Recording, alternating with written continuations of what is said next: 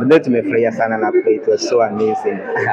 Okay, my question is, what pushed you to like play this play? The play Mistaken Identity, which we've just staged at Little Theatre Club hapa Mombasa. The reason I wrote it kitambo kiasi 2023, and the reason I was writing it is mostly because I felt that originally it was meant to provoke the government to support artists, wasanii sana, but as it developed, unajua process ya kuandika uandishi inakuwa na process, so unapata nilifika pale nikaanza kupata there are more ideas to talk about, there are more topics to talk about. Ukiangalia news kila siku unapata kuna story, ukifungulia any channel kwa news jioni unapata kuna story. So the more I was seeing these stories, nikaamua kuongeza script, ikakuja ikawa kuwa mpaka ikawa Mistaken Identity. That's what the title, Mistaken Identity. Mostly ndio inaguza serikali, lakini pia ni kuprovoke mawazo kwa serikali waweze kusaidia wananchi, simple as that. Wakati ulikuwa unaandika hii story ama riwaya, kuna challenges ambayo ulikumbana nayo katika process ya kuandika? Katika process ya kuandika. Nilikuwa na tashwishi kidogo kwa sababu nilikuwa najua naandika target serikali. Na unajua saa hizi stage a play like that unaweza potea, anaweza toka hapa nje ni abductiwe ghafla bin.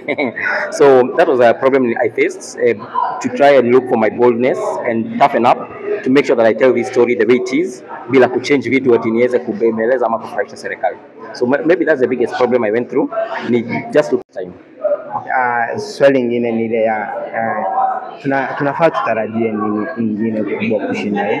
I'm a full-time artist. I do writing, I direct, mimi ni actor mwenyewe. So a lot, I've been doing a lot. There's another tour coming to Mombasa, another play yenye nimeandika. So there are more coming. In the next 2 years, believe me, you'll be seeing more of me. And mimi ni mtu wa kuandika, kuprovoke mawazo. Kitu ambacho kinafanyika nasema ukweli. Hata watu wa nyumbani Nakuru wanajua. I'm the treasurer wa Thespians Committee ya Nakuru. Wanajua mimi ni mtu wa kusema ukweli. Ikifika ni ukweli naweka wazi. So expect more plays that are thought provoking na pia controversial in a way to ensure that we hit the nail on the head. Yeah. Manufaa kubwa ya kuandika Mistaken, nasema inaitwa Mistaken. First of all, imepatia wasanii wengi sana wa Nakuru kazi, imepatia watu wa Mombasa raha kwenye moyo zao kwenda wana feel fit wameona show, na pia kwangu pia imeniweka mileage.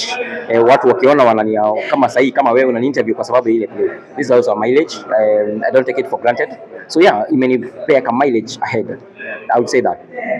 Nimefanya plays zingine mingi, but for this one specifically imenipush forward.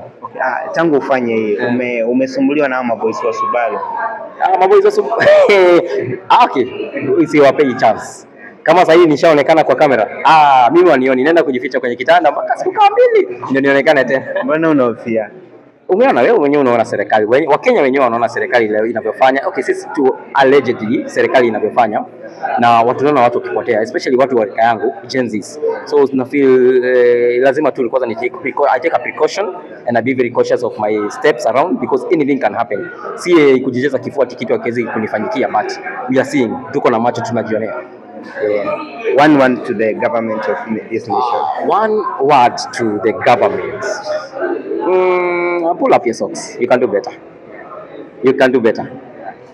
Tell us your name and where are you from? Yes, so my name is Martin Ngugi. I'm a writer, director, an artist generally. I'm also an MC back at home, Nakuru. Full-time artist na pia mimi ni mtu napenda, I'm an activist by the way.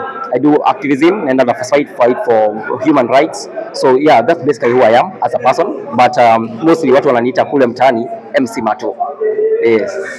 Tunashukuru sana kwa wakati wako. Thank you. Nashukuru pia kwa huo wakati ambao umenipa, na hopefully nitaweza kujindana kutizama nione kile niko nasema. Na nikisema kitu yenye si ya ukweli ama unajua naweza kuwa na ropopo, niambieni pale kwenye comments. Yeah. Alafu tuambie kwa mitandao yako ya kijamii unajiita. Mitandao yangu yote ya kijamii, TikTok, Instagram na kila kitu, naenda kwa jina mcm.c Mato, MATO. So M.C.E.E.MATO. Hilo ndio jina langu kwa mitandao yote ya. Tumeshukuru sana. Yeah.